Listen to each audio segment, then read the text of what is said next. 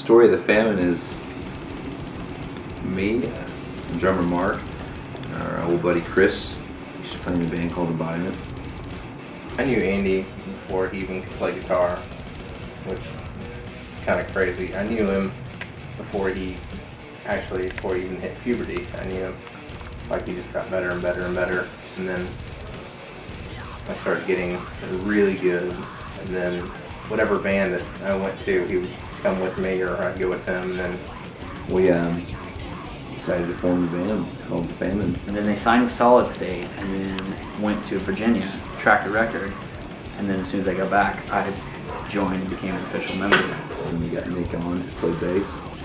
Up until recently, when everything switched around, I was the only and original bass player that the band had ever had.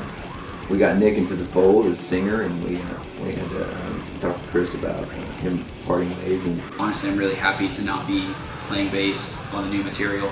Not because I don't love playing bass, but because it's so hard that I would not be able to do it. So I'm a much better fit for the position where I am now. I have been with the Famine now for about 8-9 months.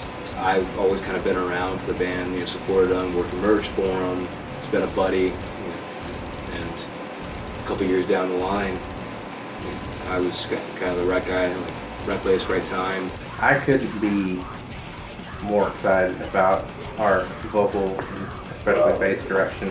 And what usually happens with records like this is that the bass is just, if it's there, great. If it's not, great. I want to make sure that it's there, so that his contribution can be, thinking about how great of a bass player he is, how we lucked out by getting a super cool dude and a great bass player. It's great to be a part of them. Like, they're the best musicians I've ever played with. Consummately nice guys and professional musicians. So it's great. So we've been really working on writing this record for the better part of a year, but we kind of had a major reset when our studio burned down with all our stuff in it, and we lost a lot of ideas. I get a call, you need to come up to the studio, it's on fire. But I hop in the truck and I cruise right on over to the studio, and I'm like, I don't see anything. And then I see a big fire truck pulling out of the parking lot, and I knew it was true.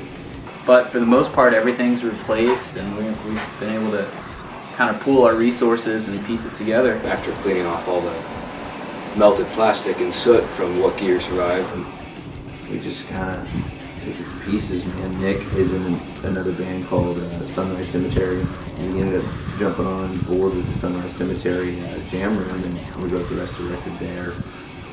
Honestly, it's probably for the best because it gave us more time and refocused energy and attention, because we were making it, we were doing the pre-production and kind of creating this record at our own pace, because we had all the resources right there to do it when we wanted to do it, and we're not the most motivated bunch of individuals. So having a deadline and working with other people like Braxton, I think it's helping us out a lot. We work better under pressure. Despite of all that I've tried, a handful of our people, with their lives, have made our life impossible.